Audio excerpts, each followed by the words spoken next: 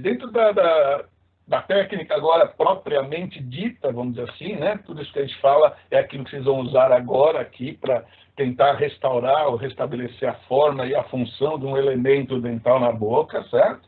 Então a gente vai fazer uma restauração e não uma obturação. Obturação quem faz é a doutora Lídia, certo? Nós fazemos uma restauração do nosso elemento dental. Ela pode ser direta, quando eu faço ela diretamente na boca do meu paciente, e a gente fala uma restauração indireta, quando a gente molda essa boca, ou esse preparo, ou esse dente, de alguma forma, envia para um laboratório, e lá é feito, ou no laboratório, até no próprio consultório, a gente restabelece fora da boca. Aqui a gente vai falar de uma restauração direta, tá? Primeira coisa, um preparo dental, que hoje a gente usa mais, e eu gosto desse termo, eu conheci ele há pouco tempo até, adequação cavitária. Que preparo parece que a gente vai desgastar, fazer aquilo que a gente fazia antigamente, fazia paredes paralelas, que se faz hoje na prótese, né? Paredes paralelas, ângulos isso, ângulos aquilo. Hoje a gente, na verdade, faz uma adequação cavitária, porque a resina composta, com o sistema adesivo, com a adesividade que nós temos hoje, o preparo, um colega meu falava, né, o Dirceu, que eu falo que eu trabalhei e comecei com ele falava que é um preparo chamado buracoide, é um buraco que você faz, né? Você não tem que estar preparado, não tem que estar tão preocupado se o esmalte está com suporte, está sem suporte, isso é coisa de amálgama. Na verdade, o que a gente tem que fazer é remover o tecido cariado, que é outra situação que hoje está até se discutindo, se a gente remove tudo, não remove tudo, também não vou entrar no assunto aqui, tá? Mas a gente vai fazer o quê? A adequação cavitária é o quê? É remover um tecido cariado, o tecido amolecido, ou aquela dentina infectada, vamos dizer assim, né? A gente vai preparar aquela cavidade, vai limpar aquela cavidade de uma forma, adequar aquela cavidade, para aí sim eu receber o meu material restaurador, tá ok? Para eu preparar, após a preparação, a adequação cavitária, eu vou fazer um isolamento do campo operatório. O professor, isolamento absoluto, isso, ótimo, isolamento absoluto é o adequado, é o ideal, tá? Talvez agora, tem tempos de Covid, vamos ter que ficar mais atentos a isso. Mas você tem que fazer um isolamento do campo operatório, às vezes pode ser até um isolamento não exatamente absoluto, mas um geral, que isole aquela região. Tem muitas das vezes o isolamento absoluto colocando o grano sobre um elemento que vai ser restaurado uma classe 5, a gente sabe que é difícil, às vezes se não impossível. Então eu prefiro, vou ser muito franco, eu gosto de falar em um bom isolamento do campo operatório, tá? Se puder ser um isolamento absoluto, melhor. Se puder fazer um isolamento geral, legal. E se não tiver condições por algum motivo, que nós temos pacientes com necessidades especiais, temos muitas vezes crianças, pacientes idosos e algumas dificuldades por aí afora que limitam o uso desse tipo de isolamento.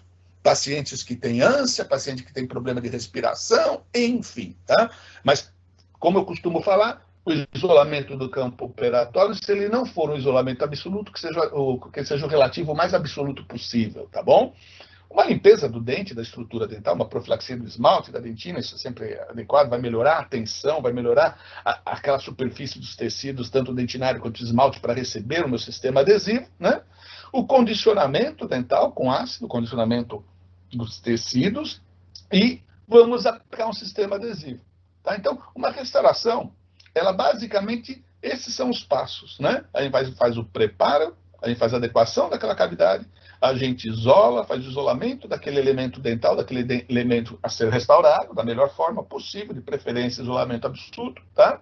Faz uma limpeza dos tecidos, seja ele da dentina, seja do esmalte, usa-se ou não fazer uma toalete dessa adequação, dessa cavidade, podemos usar clorexidine ou não, também vocês vão encontrar na literatura favor e contra, mas também não é o objetivo.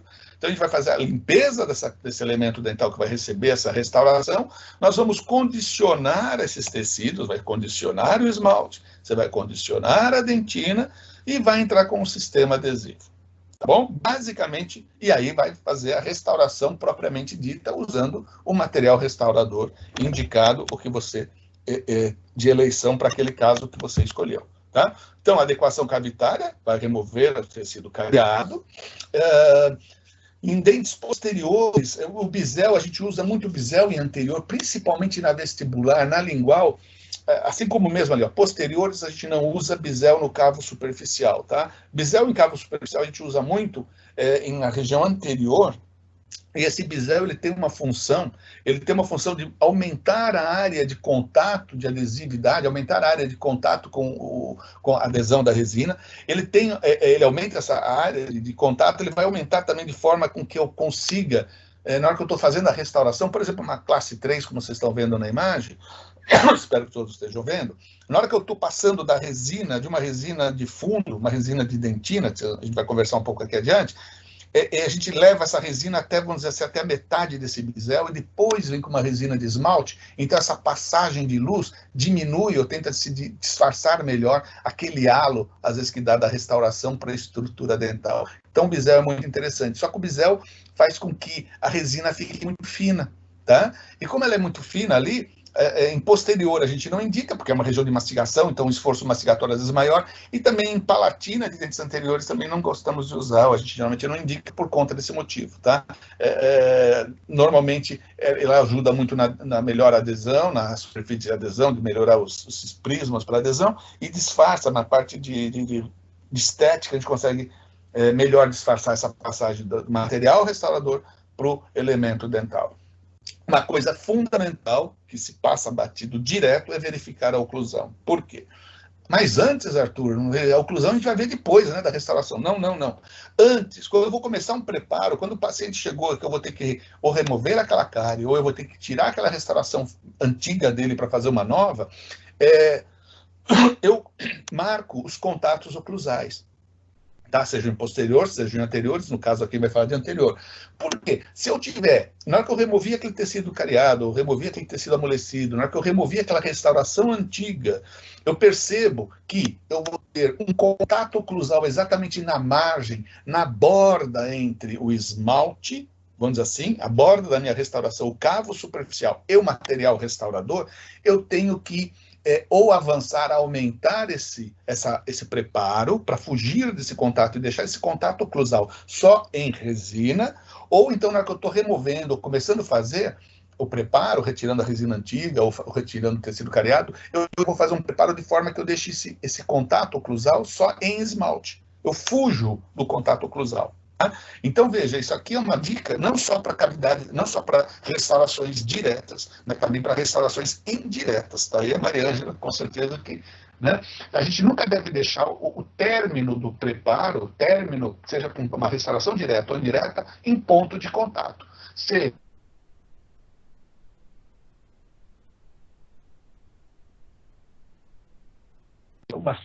uma Arthur, teu som tá bem picotado, viu? Para mim sumiu. Total.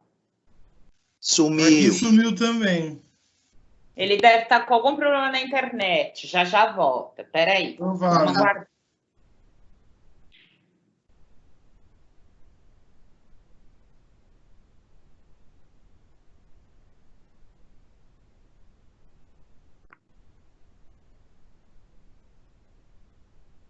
Tudo culpa do Danilo. Ah, é sempre, né? Sempre tudo Por que é culpa do Danilo? Coitado.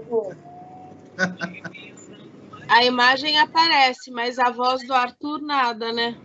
Ele deve ter caído a internet dele. Vamos aguardar um pouquinho. Deixa eu passar um WhatsApp para ele, vamos ver. Agora sumiu a imagem também. Não, é que ele saiu. Ele vai entrar de novo. Melhor, Agora voltou? Agora sumiu tudo. O som voltou. Ainda a imagem ainda não. Tá bom. Vamos esperar um pouquinho que já vai chegar. Tudo bem. Deu um branco aqui. Acho que caiu para mim ou caiu para você. Não sei. Caiu, acho que para mim. Tá voltando? Mas ficou. Voltou? A imagem a gente ainda não vê, não, Arthur. Mas caiu, né? Parece Arthur José Correria correndo aí. Diga isso, doutor Juan. Oi? Juan? Alô? Oi. Eu estou ouvindo. Então, mas a imagem ainda não, Arthur. Então dá um tempinho que já Não. volta. Da outra vez foi assim, demorou um pouquinho. É. O primeiro que tiver a imagem é a minha dos outros.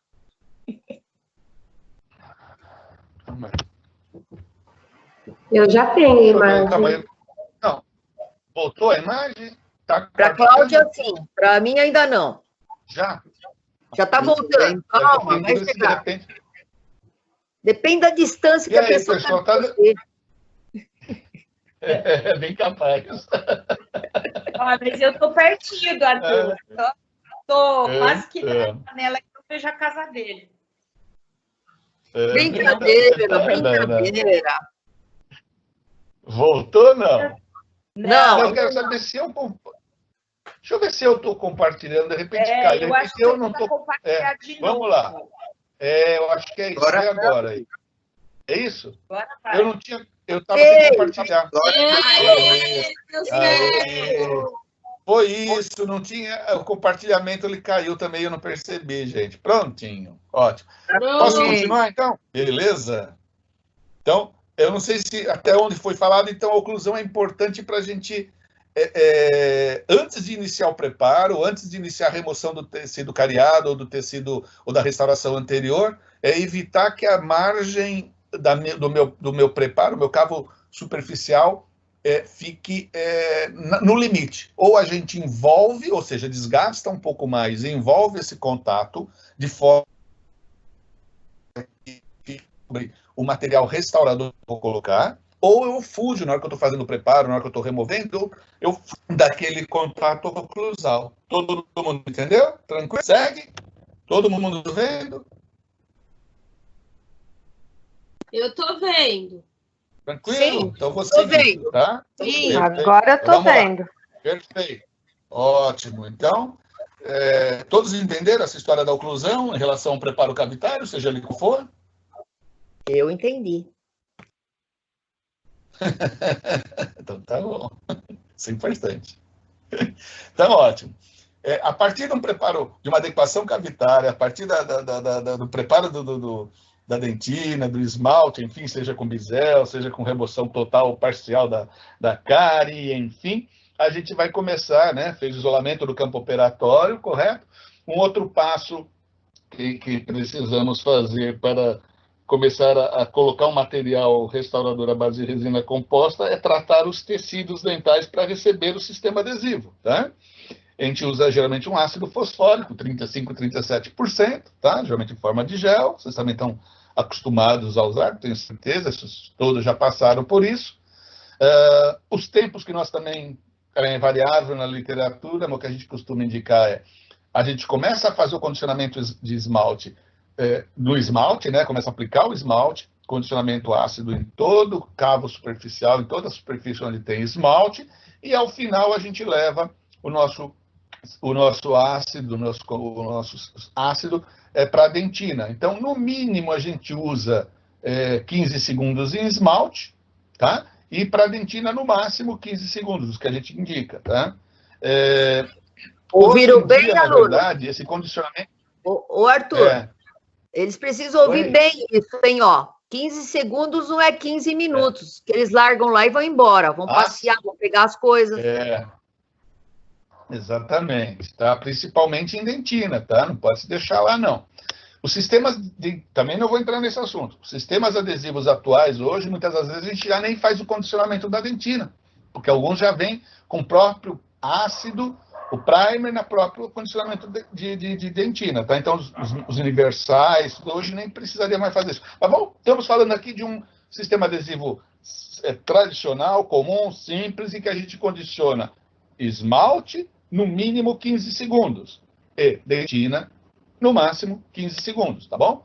Lava-se, seca-se, tá? Aqui está lavar por 60 segundos, vamos falar aqui de coração aberto, pessoal, 60 segundos é tempo pra caramba, tá? É muito tempo, pega 60 segundos e fica lavando, você cansa. Então vamos dizer assim, se você condicionou por 15 segundos, por 20 segundos, se você lavar o campo, lavar aquela área, pelo mesmo tempo de condicionamento já é o suficiente, tá? e olha, observa, que a gente às vezes lava por 15, 60 segundos, e você vai olhar lá no fundo da cavidade, em algum lugar, ficou um restinho de ácido, tá? Então, a ideia de você lavar e secar é você remover todo aquele gel condicionador que você usou, tá? Eu diria que no mínimo 15 segundos de lavar para depois você secar de forma adequada o tecido, tá? Esmalte a gente seca, dentina a gente dá uma leve secada. Você não pode secar a dentina. Se você secar demais a dentina, você vai fazer um negócio que chama-se desidratar a dentina. Você pode desidratar a dentina. E aí o que acontece?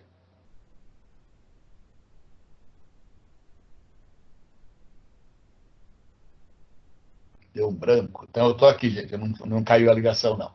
Tá? Se você desidratar a dentina, você vai derrubar aquela malha de colágeno, certo? Tá? Então, a dentina ela deve ser levemente seca. Tem aquelas condutas, às vezes, vamos usar um papel de filtro para secar, bolinha de algodão esterilizada, enfim, todas aquelas técnicas que já ouviram, a gente não vai secar propriamente a dentina. A dentina ela tem que ter uma condição de uma relativa umidade, tá? Porque o esmalte a gente até consegue secar numa boa. A dentina, se a gente secar, ressecar, deixar bem sequinha, a gente acaba alterando aquela malha de colágeno e derrubando, desidratando aquela malha de colágeno que a gente conseguiu com o condicionamento ácido da dentina, vai fazer com que ela desmonte, ela desmontando o meu adesivo, meu sistema adesivo não vai ter onde imbricar, ou seja, eu vou ter uma camada híbrida pobre, ou até uma não formação de camada híbrida. E eu não fazendo a camada híbrida, ou tendo uma camada híbrida mal realizada, mal formada, eu vou ter de novo uma adesividade ruim, vou poder ter flexibilidade pós-operatória. Ou seja, mais uma vez, é um detalhezinho simples, é uma coisinha que a gente às vezes esquece, ou no ímpeto, como disse a Ângela, esquece o ácido lá, vai bater papo, andar na clínica, ou na hora que você vai lavar, eu vou lavar, vou secar pra caramba, pra ficar bem sequinho, que quanto mais seco, mais gruda. Não é bem isso, tá? Então, são passos de uma restauração que a gente tem que tomar todo cuidado. Isso aqui a qualidade da minha restauração vai estar diretamente relacionado também ao preparo do meu substrato dental, do meu esmalte, da minha dentina, para receber o sistema adesivo e, a partir do meu sistema adesivo, receber a minha resina composta, seja de forma direta, seja de forma indireta, tá ok? Vamos passar o sistema adesivo, de novo, já falamos isso lá atrás, vai depender do adesivo, então vocês vão comprar o adesivo, vocês vão ler a bula daquele adesivo, e de repente um sistema adesivo fala assim, olha, aplica uma camada de adesivo, espera 10 segundos, passa um arzinho, passa uma segunda camada, aí você polimeriza. Aí o outro fala, não, você passa 2 camadas, depois camada. Então, cada sistema adesivo, ou a forma de aplicação de cada sistema adesivo é única, é dele, tá? Então, tá aqui, aplicação de acordo com o fabricante, ou seja, você vai ler o que o fabricante fala e você vai usar ou procurar usar da forma que o fabricante indica, tá? Fotopolimerizar por 10 segundos, 10, 20 segundos, mais uma vez. Quanto que o seu fabricante pediu para você fotopolimerizar? 20 segundos, você vai fotopolimerizar 20. São 10? São 10, e assim por diante, tá? Então, a gente vai usar o sistema adesivo de acordo ou procurando seguir da melhor forma o nosso fabricante. O nosso fabricante era um single bond, agora é um single bond hiper mega plus, vai ler que provavelmente alguma coisa mudou nesse adesivo. Você usava de uma forma, provavelmente você vai ter que mudar algum passo agora, tá bom? Então, cada vez que muda fabricante, você muda de sistema adesivo, vai olhar que é bem interessante ficar sempre atento, que é um passo simples, mas às vezes a gente acha que está fazendo bonitinho, usando o melhor adesivo do mundo, e está usando de forma inadequada, e não está conseguindo todas as propriedades ou todo aquele benefício que aquele material, aquele sistema adesivo pode nos permitir, tá? Agora já preparamos tudo lá. O que nós temos que ter, isso vocês precisam ter, que é outra coisa comum na clínica, não trouxe cunha, não trouxe a cunha, mas não tem um estilete, não tem um bisturi para cortar essa cunha, não tem. Então a gente tem que preparar todo o material, toda a mesa clínica, tá? Então todo o material para não ficar correndo atrás do colega, tendo que improvisar na hora, tá bom, gente? Então, e cunha é algo importante. Cunha, ela vem de uma forma E quando cunha de madeira, principalmente, a gente tem que adaptar. É legal cunha de madeira que você pode adaptar. Ela deve ser adaptada ao local, tá? Ela tem que ser adaptada a cada anatomia. O meu dente não é igual ao dente do meu vizinho. Na minha boca, o meu dente do lado esquerdo não é igual ao lado direito. Então, os espaços interproximais e tudo mais são diferentes. Então, a gente tem que adaptar essa cunha. Essa cunha de madeira, a gente pega um bisturi, podemos fazer essa adaptação, podemos usar uma alta rotação, uma ponta. A ideia, o que é? Eu fazer com que essa cunha ela esteja o mais adequada, o mais próxima de entrar naquele espaço interproximal, né? De forma a manter aquela matriz no local, mantê-la no local, de forma a afastar levemente os dentes vizinhos, certo? E até ajudar a promover, a manter o lençol lá na região cervical, ou eventualmente algum fluido gengival que venha, ela segurar, tá? Que é muito comum, às vezes você vai para uma casa, fez uma restauração, invadir um pouco mais o próximo gengival, se você uma vez, tá? Os vizinhos, adaptação da matriz, ajudar no espaço gengival, né, secreção, então você vai modelar lá. Pode usar uma ponta diamantada? Pode, tá? A forma que é preparar essa cunha de forma que ela fique, de forma a atravessar de vestibular para lingual, de lingual para vestibular, enfim, de acordo com o local que você está trabalhando, mas a forma de atravessar esse espaço interproximal de um lado a outro, tá? Afastando adequadamente os tecidos. Também tem instrumentos lá na mesa clínica de vocês, espátulas. Qual a melhor espátula? É aquela espátula que você gosta, tá? Às vezes uma espátula que é muito legal para mim, que eu gosto, não é a mesma que a Ângela gosta, que não é a que a Lídia vai usar, e assim por diante. O instrumento é muito pessoal, tá? Pincéis, quando vai trabalhar com restaurações anteriores, pincéis são muito importantes, tá? Sejam eles pincéis de pelo, sejam esses pincéis de silicone, que é bem, a gente brinca que esses pincéis de silicones, a gente às vezes não tem vontade de botar resina, enfiar o dedo lá e acomodar o dedo.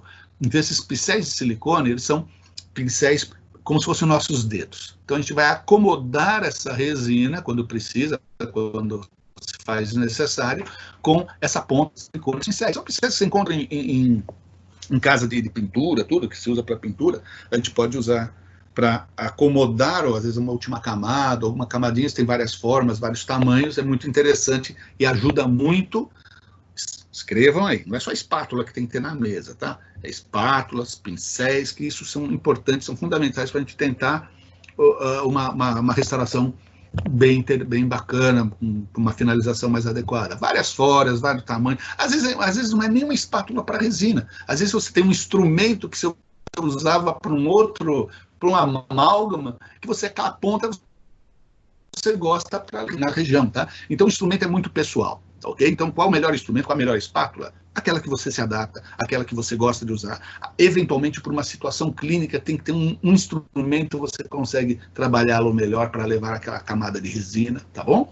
Mas é importante ter 2 ou 3 espátulas sobre a mesa, ter pincéis de silicone, pincéis de tipo trincha, tá bom? Isso é cunhas, isso tudo é muito importante para a gente fazer a nossa restauração e também os materiais para acabamento, pontas diamantadas finas, ultrafinas, às vezes quem gosta de carbide,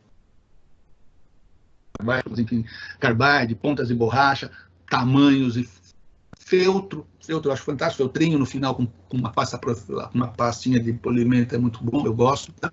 Então nós temos também no mercado diversas pontas, diversas formas, e temos que ter algumas formas, pelo menos, claro que a gente acaba usando mais um tipo de taça, tal, mas a restauração, o tamanho daquela restauração, a forma daquela restauração, que vai determinar exatamente a forma da ponta que eu vou usar e onde, né? Porque às vezes eu não consigo acessar determinados espaços.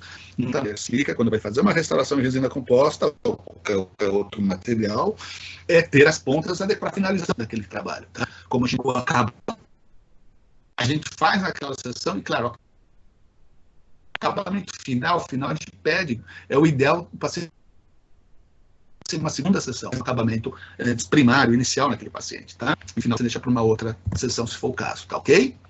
Tá aqui o dentinho bonitinho, foi restaurado. Então, muito comum de tirar restaurações e encontrar, às vezes, hidróxidos de cálcios lá no fundo, que sobraram, a gente remove tudo, né? O campo sendo isolado. Então, aqui, ó, o bisel aqui foi feito, ó, dá para perceber aqui, ó, bisel. Qual o tamanho do bisel? Gente, não tem exatamente um tamanho de um bisel, vai muito em relação ao tamanho daquele dente, né? O tamanho que eu estou trabalhando não tem uma medida, é meio milímetro, é 1 milímetro. Vai muito da área que eu quero melhorar a minha adesão, ou às vezes que eu preciso camuflar, eu quero disfarçar a passagem entre o material restaurador e o esmalte. Então, mas aqui eu faço um bisel, vocês percebem aqui o bisel. A proteção pulpar aqui nesse caso, percebe-se que uma região muito profunda, perdi meu cursor aqui, aqui colocou-se um pouquinho de hidróxido de cálcio. Veja, quando a gente trabalha com hidróxido de cálcio em cavidades muito profundas, a gente vai colocar só uma sujeira de cálcio está em cima da polpa, está muito próximo da polpa. O hidróxido de cálcio não tem hidróxido de cálcio, se você lavar e jogar ele se dissolve inteiro. Então, é só naquela região.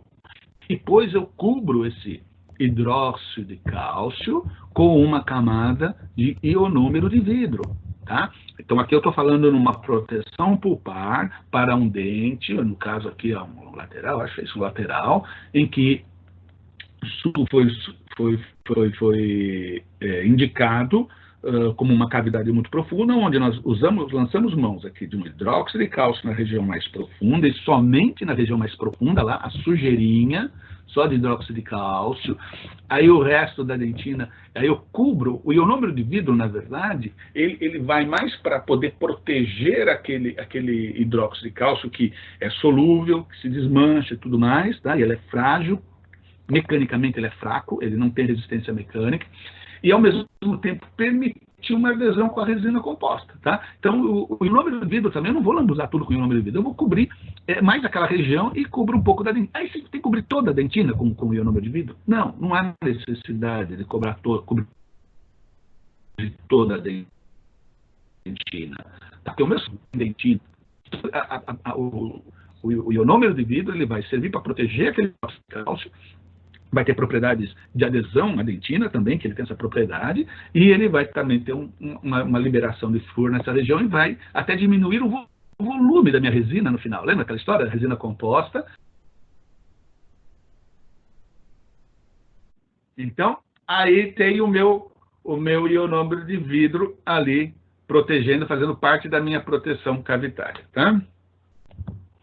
Condicionamento ácido, condiciono todo o meu esmalte, tá?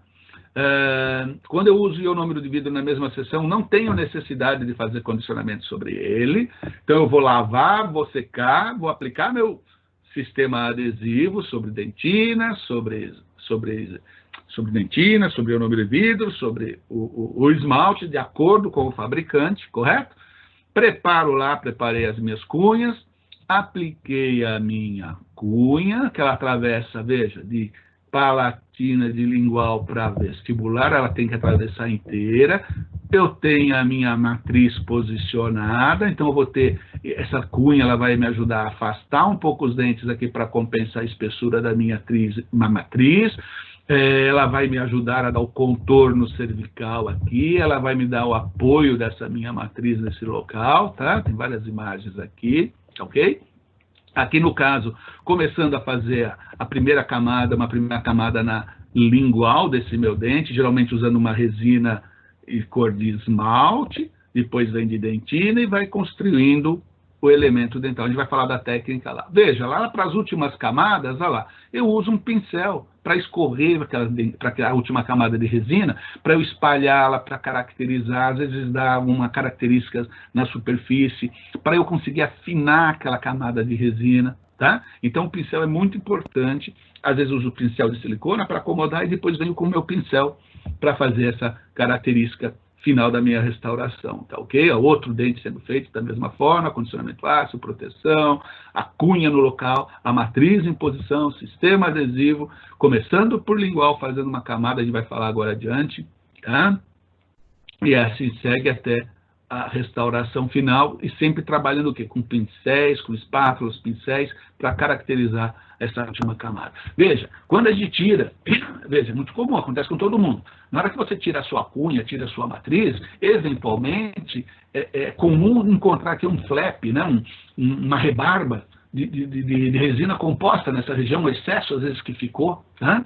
A gente às vezes não consegue controlar na hora que você tira só que você percebe. Então, como é que você vai fazer para tirar isso? Você vai entrar com uma broca para cortar isso aqui? Não, não, não. Você vai pegar a sua lâmina de bisturi, uma lâmina de bisturi nova, 12 é legalzinha, que ela tem curvatura, tá? E vai ali, você vai cortar esse excesso, esse possível excesso que houver de resina composta ali, e depois você vai para o seu acabamento, tá ok?